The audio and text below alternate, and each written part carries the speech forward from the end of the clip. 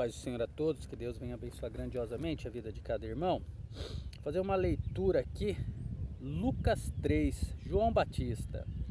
No ano 15 do império de Tibério César, sendo Pôncio Pilatos governador da Judéia e Herodes tetrarca da Galileia, e seu irmão Felipe tetrarca da Itureia e da província de Traconites, e Lisânias tetrarca da Albilene, sendo Anás e Caifás sumos sacerdotes, veio no deserto a palavra de Deus a João, filho de Zacarias, e percorreu toda a terra ao redor do Jordão, pregando o batismo de arrependimento para o perdão dos pecados, segundo o que está escrito no livro das palavras do profeta Isaías, Isaías 43:5, que diz: voz do que clama no deserto, preparai o caminho do Senhor, e endireitai as suas veredas.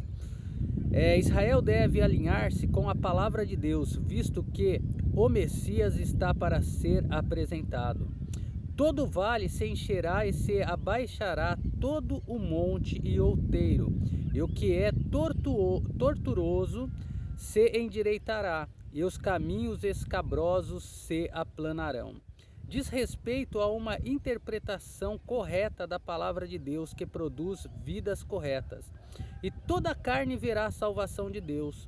Todo Israel veria o Senhor Jesus Cristo, seu Messias, que é a salvação de Deus. Dizia, pois, João à multidão que saía para ser batizado por ele. O batismo em água, desse modo, era novo para Israel. Raça de víboras, quem vos ensinou a fugir da ira que está por vir? Isso foi o que o Espírito Santo, por meio de João, disse a Israel nesta época. É certeza que a ira cairá sobre todos os que rejeitaram a Cristo. Isso significa que só se pode escapar dessa ira quando se aceita Cristo.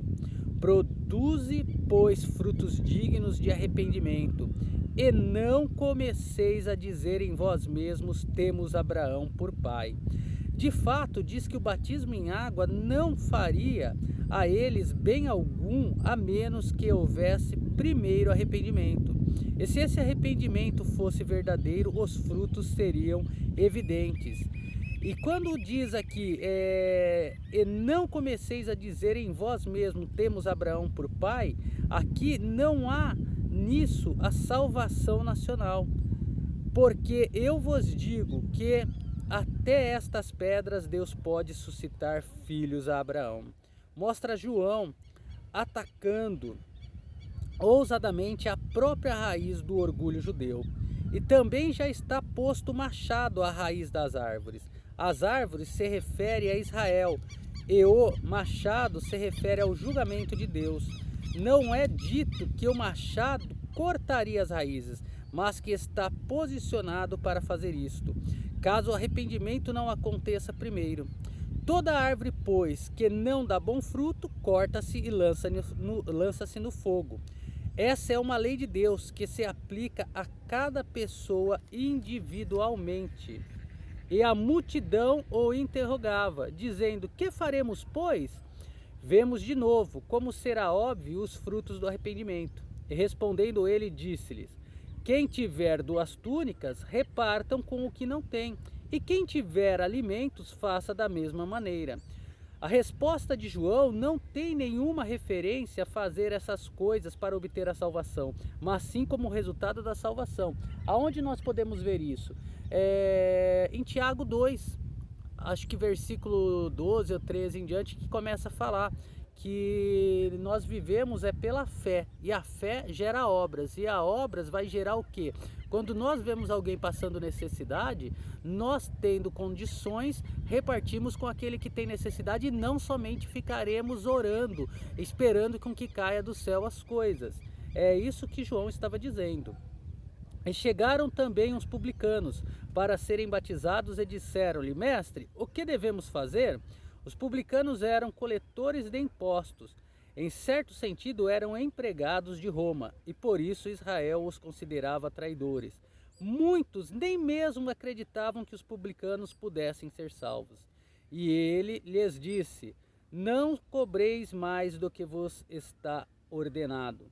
Vemos que João não tratou os publicanos de maneira diferente dos fariseus, que afirmavam ser tão religiosos. A mensagem era a mesma para todos. E lhe perguntaram também uns soldados, dizendo: e nós, o que faremos? Israel não tinha nenhum exército, por isso é muito possível que esses fossem gentios. E ele lhe disse: a ninguém trateis mal, nem defraudeis, e contentai-vos com o vosso soldo. Esses homens, tanto os publicanos como os soldados, não são orientados pelo profeta, inspirado do Altíssimo, a mudar seu modo de vida, mas apenas as suas atitudes. Então, que a minha e a sua atitude, como filhos, servos, amigos de Deus, venha a ser impactada e mudada pelo agir do Espírito Santo, fazendo com que a luz de nosso Senhor Jesus Cristo se resplandeça sobre nós, para que possamos dar bom testemunho, para que aquela imagem que hoje percorre o mundo de que os cristãos estão muitas das vezes usurpando e tirando dinheiro do órfão e da viúva e do desempregado e muito mais, mas que nós possamos mostrar que pregamos somente a palavra do Senhor, não usando de falsas doutrinas, de leis dadas por homens que leva somente à transgressão, que leva à morte eterna, mas que possamos viver eternamente pela fé em nosso Senhor Jesus Cristo e Ele crucificado. Porque é a graça que nos liberta, e a graça não anda de mão dadas com lei, nem doutrinas e nem dogmas, mas a graça, ela só cumpriu todas essas coisas, enviada não somente por Deus, a lei mosaica para revelar o pecado, aonde que nunca foi para a salvação, e também para pagar um alto preço em libertar-nos dela, mas para que possamos ser mais do que vencedores em Cristo Jesus. Porque em Romanos 8 diz: nenhuma condenação há para aqueles que estão em Cristo Jesus. E isso não quer dizer que podemos andar de qualquer forma, fazendo o que bem entendermos, porque a graça nos liberta. Ela só nos liberta quando passamos a sermos imagem e semelhança de nosso Senhor Jesus Cristo. Vamos continuar errando? Sim. Vamos tropeçar e cair em alguma coisa, algum pecado? Sim. Mas nos arrependemos pelo agir do Espírito Santo, para que possamos ter moradia nos altos céus. Porque eu creio que uma vez salvo, aceitando o nosso Senhor Jesus Cristo e batizando, não é salvo para sempre. Mas uma vez aceitando Jesus Cristo, sendo batizado, participando da ceia do Senhor e caminhando conforme as suas escrituras, que nos ensina como obedecer a Deus, isso nos garantirá, mesmo com erros, que teremos um advogado fiel para nos justificar através da sua própria obra na cruz do Calvário. Que Deus venha abençoar a todos. Um forte abraço e até o próximo vídeo.